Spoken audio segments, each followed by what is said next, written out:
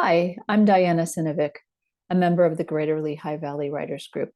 I'm going to read the opening of my short story, Fungi, which appears in the anthology An Element of Mystery, which was just released this fall.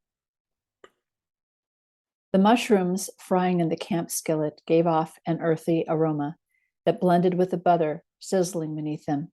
Cassie's mouth watered as she watched them cooking, their edges beginning to curl.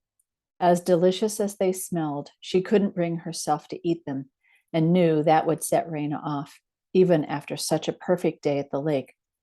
Almost done, Raina said, stirring the skillet's contents. So's the curry. She checked the pot bubbling alongside. To put off the inevitable argument over dinner, Cassie opened a bottle of Merlot and offered her sister a cup. To our annual backwoods adventure, she said, and they clinked camp cups. Raina drained hers quickly and added more wood to the campfire. Do we really need a bigger fire? Cassie said. Raina pulled the mushrooms off the flames and covered the skillet with a lid. We've been coming here for 12 years and I haven't burned down the forest yet. Cassie relaxed a little. Raina was right. She loved their June retreat at the remote lake in the Poconos, the chance to reconnect as sisters when their lives were so busy and not at all that much in sync. The woods, the water, the same campsite on a family friend's vacation property. It was all familiar and yet exotic by her daily suburban Bucks County standards. And that year especially, it felt like a needed escape. Raina poured another cup of wine and sat near the fire. She checked her cell phone and sighed. No bars. I can't reach Todd. And you're surprised? When have we ever had cell reception here? Cassie said. Todd's fine without you. And if you really need to talk to him, there's always the Gas and Go. The gas station bait shop was a half-mile away, but it still had a landline. Raina kept fiddling with her phone. He just likes to know where I am. Maybe if you'd stayed in touch with Pete a little more, you'd still be married like me.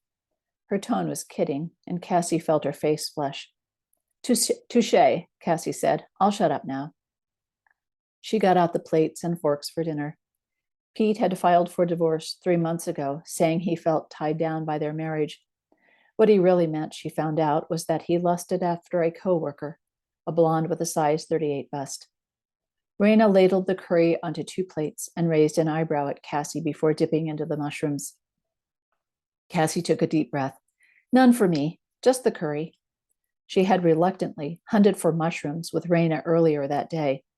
Her sister was studying medicinal mushrooms with a local herbalist, and bold in her newfound knowledge, she pointed out what to watch for and what to avoid. They had brought back a handful of wild fungi, Raina's first forage without her teacher, and Cassie knew her sister was eager to show that she knew what she was doing. Raina half smiled. You're chicken, she said, scooping them onto her plate. You don't know what you're missing. They sat on their camp chairs and ate, watching the sun set over the lake, scattering red and gold on the still water. The fireflies winked in the gathering dusk. A screech owl called in the distance. See, Raina said, sopping up the last of the juices on her plate with a piece of bread. I've eaten them all and I feel just fine. Her tone was once again kidding. Cassie had to acknowledge that she was impressed with her sister's foraging skills. You're right, she said, but I'm still not eating any wild mushrooms. They cleaned up after the meal, washing up pots and plates and tidying up the site.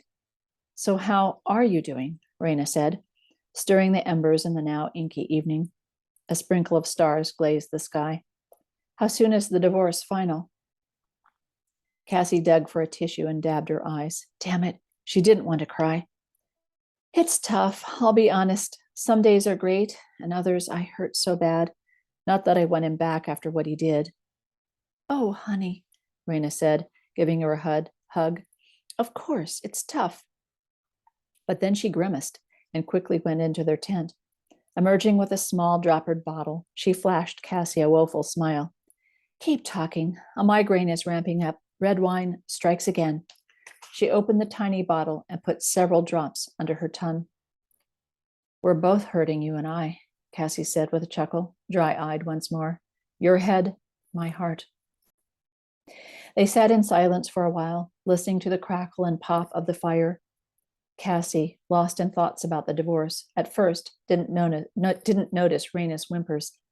Then Raina threw up, vomiting her dinner and just missing her sneakers. Oh no, Cassie groaned inwardly. Here we go again. How much wine did you have?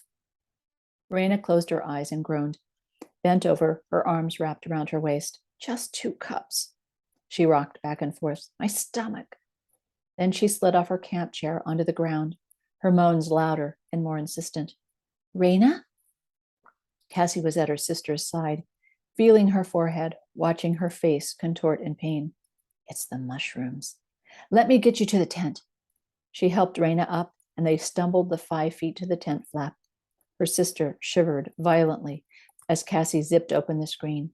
Inside, inside, Cassie repeated to herself. If I can just get her inside the tent, everything will be all right. She helped Raina into her sleeping bag and laid her own bag on top. Switching on an electric lantern, she pulled out her cell phone to call for help. No bars. They were probably miles from the nearest cell tower. Unplugged, they had joked. That remoteness had been the charm of the place. Shit, Cassie muttered and scrambled out of the tent. Still no bars. In her frustration, she nearly flung her phone into the darkness, but caught herself.